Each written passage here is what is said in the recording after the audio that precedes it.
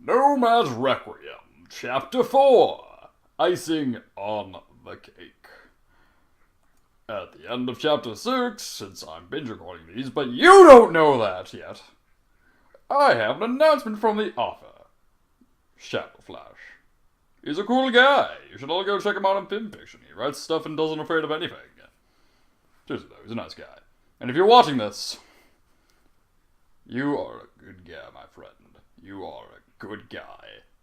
I don't even know how well this is showing up on the recording. Oh well. All that's left is to ice and decorate everything. Alright, Pinky announce. Hell no. I gave her a cold stare. You asked me to bake stuff, not decorate it. Now help me with my problems, damn it. Wow, I sound like a broken teenager. Oh, come on! It's not that hard. It doesn't even take that long to do. She was bouncing in front of me again. If I put my hand over her head, she'd be a perfect gnome ball. Gnome ball. I love gnome ball. Gnome ball's fun. You go play it. It is hard because it takes hours to decorate everything.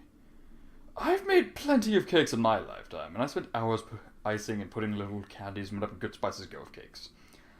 I stopped and thought for a moment of how emasculating that sounds. God, my life was pathetic.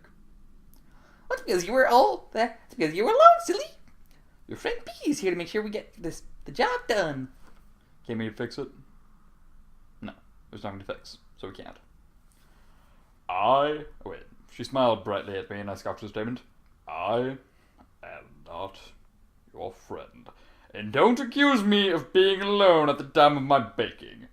I baked in a culinary art school for many years, and I had to work with Moans who couldn't decorate for their life. The nerve of the girl, I swear. The only reason I am upset is that I'm very picky with decorations on a cake, and everything with some sort of design overall.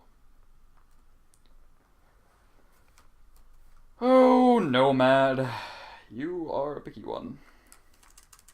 It's true, he is picky. You know, but he's also kind of an insane motherfucker. No, 1 second. Because I need to drink water. Because fuck you guys. Please? I promise to help you after we get this done. I shook my head at her. No. From past experience, when you give into something, it just ends up into doing more and more favors and not getting anywhere. One more favor, they said! Like 1,000 favors, if you ask me. I fucking hated that quest. That quest took me like 3 hours the first time I ever did it. That quest is fucking annoying. And then when you finally get to it, it's like, the guy says, you didn't have to go through all of that to do it. Oh, it's just, fuck that guy. So, you have to let this crap cool down before you even ice it. It just came out of the oven, I explained. Well, that's true. We did just pull it out. Piggy started to tap chin with the edge of her hoof. Glad she's seeing it my way, for once. Then help me find a way home. There's be someone that has enough power to bring me back home. I'd do it myself, but, you know, being lost and stuff. I shrugged. Well, there's Princess Celestia and Luna. They have a lot of power. Finally, some suggestions. Well, who are they? Bring me to them, I demanded. Well, the rulers of Equestria. But I think my friend Twilight, he told me they were gone for another 2 days. Something about balloons and the Crystal Empire. 2 days? 2 days? What? I don't have 2 days. I gotta here as quick as possible. If I have to be here for 2 days, I'm going to pull my hair. Right, I have no hair. Hindsight.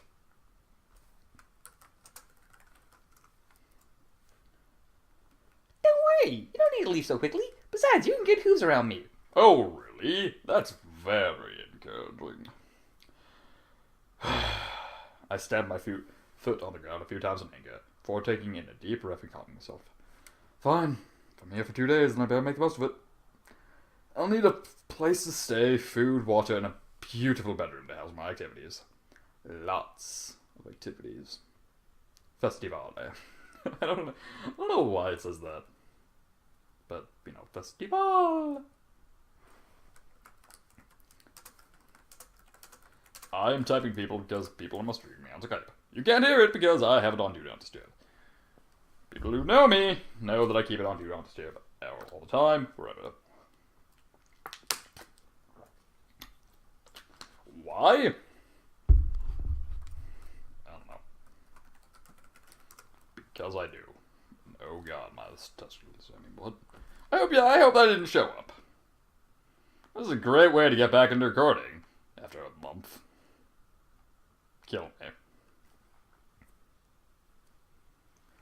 Well, no problemo. You can stay here with me. Oh fuck.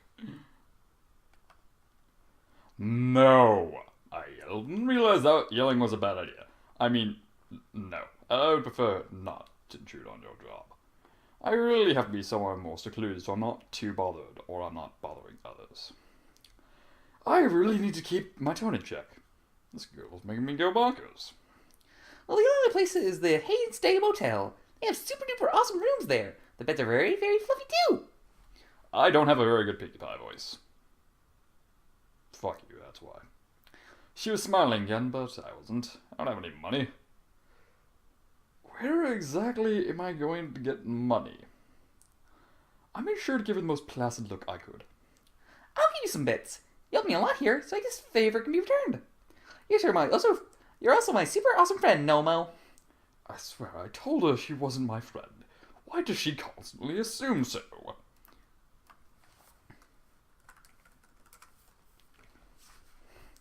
Right. Well, let's get going. I'd prefer now rather than later. Hopefully that much help provides food. Damn, am I hungry. His life points, or his hit points. No, his constitution is low, my bad. RuneScape jokes. So we start to clear up some of the mess in the kitchen and let the cake and cupcakes to cool. We left Sugar in the corner, thank the gods, and started wandering around Ponyville once more. With nothing but the time between the bakery and the motel, I decided to spark a bit of a conversation. Tell me more about those princesses you mentioned. Better get to know it now. Well, Princess Celestia controls everything during the day, and Princess Luna controls everything during the night. Simple as that, really. I facepalmed out her answer. I know that Celestia translated to celestial bodies and Luna translated to moon, I groaned. I just want to know more about them. Do they have husbands, children? Are they warlords of some sort? Huh? Oh, well, I know they're not married. I'm pretty sure they chose to remain that way. She tapped her hoof on her chin for a moment. Okay, I'm gonna pause the recording real quick and deal with this. Yeah. Also, my cat says hi. I know this is slightly unprofessional, but fucking people messaging and shit. Alright, I'm pretty sure we're good, and if we're not, then I'll have to go again. Yeah. So, no children. Are they tyrants or something? Ponies hate them, love them, perhaps think about them when they sleep. I'm enjoying this conversation again. Maybe there's some sort of capitalist leaders and hoarding a lot of cash for themselves, dictators. Maybe they flaunt their powers and get all the chicks around the joint. Making ponies go head over hooves. Okay, I overdid it with that last line. But it's hilarious. Nomad and his sense of humor. Nah, they're super duper awesome. Every pony loves them. Even ponies who aren't really ponies love them. They're always so smart and knew what to say at the right time. It's sweet. She smiled at me while I nodded in response. Well, what do they do for Equestria? Stand there and look pretty? Like most princes and princesses. Oh god.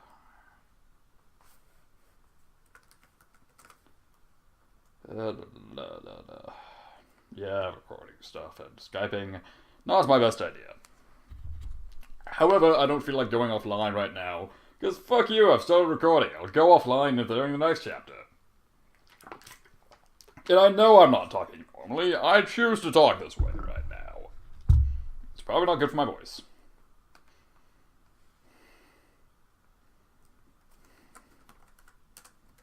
Yeah, people messaging me. This is gonna end up like Appletini.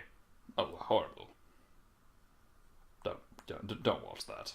We don't talk about that fan fiction. Ever. Nope, my Anyways, the Sun and Moon deal flawed super royal ponies to make sure everyone is super happy. A lot of bad stuff happened before they came around, like when Dios and ponies fighting each other. Blizzard. Ooh, fighting. Like fighting as in melee battles? Please say yes. I need to go. I need some girl to make me a man again. Only you, Nomo. Make me a man again. Like sword fighting? No. Okay, a little bit. Nobody was hurt. I think. They just argued a lot over food and stuff. Thankfully, at the last minute, those ponies realized that they just need to be friends to stop all the bad stuff from happening. Like the winter they were dealing with, which was caused by the Wendigos. Okay then. I groaned. At least there may have been some balance. Plus one for regaining some masculinity. Well, who's the better of the two? Stronger or perhaps more influence? Piggy just short my question. Not for me to say, really. I like them both, but I think Pony still likes Celestia better than Luna, currently. After the whole Nightmare Moon fiasco, Pony's still trying to trust her as ruler of the night. I raised a brow at the Nightmare Moon statement. Then again, I'm probably going to be let down by who or what it is. This whole society is a letdown. Nightmare Moon, huh? What's that exactly? I asked anyways. Oh, Luna got all jealous of Celestia being more popular amongst the subjects and turned into a super meaty pants. For the record, doing Pinkie Pie voice is not easy. If I stutter, fuck you. I'm not a girl, and I'm not generally hyper. Although I did just have an energy drink. That's it. Well, she got all upset at Luna and sent her straight to the moon! She started howling a dang spirit world when I couldn't help but sigh at the childlike behavior. She broke free about a year ago once in even bigger meanie pants and tried to put night over every pony. Thankfully, my friends and I stopped her. I, again, raised a proud statement. Oh, really? How would you stop a pony who was clearly stronger than you? We used the elements of our army. Twilight Sparkle, my friend I told you about, was a new arrival who told us about them and how they reached the Luna and the moon the first time. She smiled brightly at a display of history. At least it looked that way. So when we went to face with her, we stopped her with awesome power of friendship. Afterwards, Lusky showed up and they forgave each other and they lived happily ever after. The end. Well, that's boring. No destruction, no annihilation of races. Just kiss and forget. Like, come on. You'll know it was awful, but this place is just bad for how corny it is. No, Mo, you're living into the friggin', little girl Sullivan show. What do you want? I mean, I'm the one who watches the show, so what the fuck can I say? What? How could you even think about that? Us ponies don't do that kind of thing.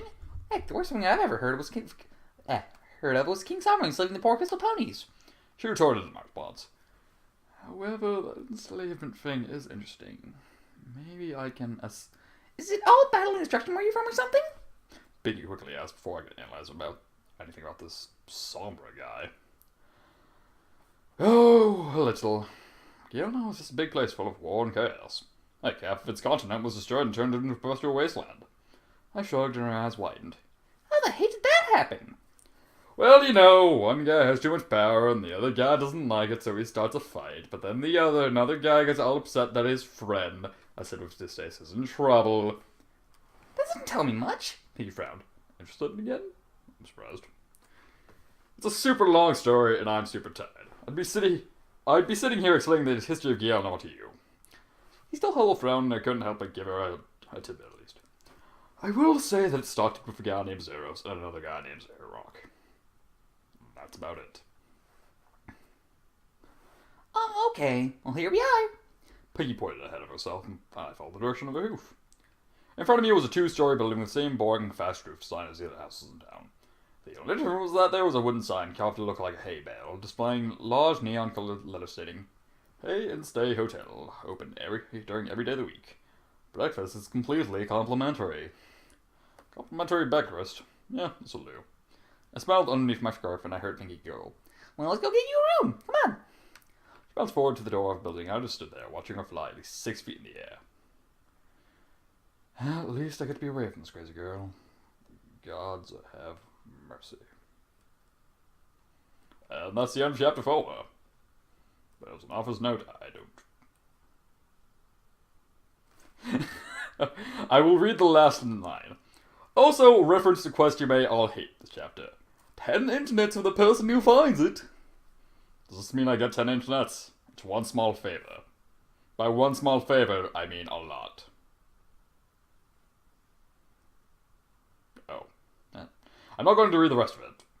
Maybe next chapter, but for now I have to go and do stuff. I'll record the next chapter soon. Bye.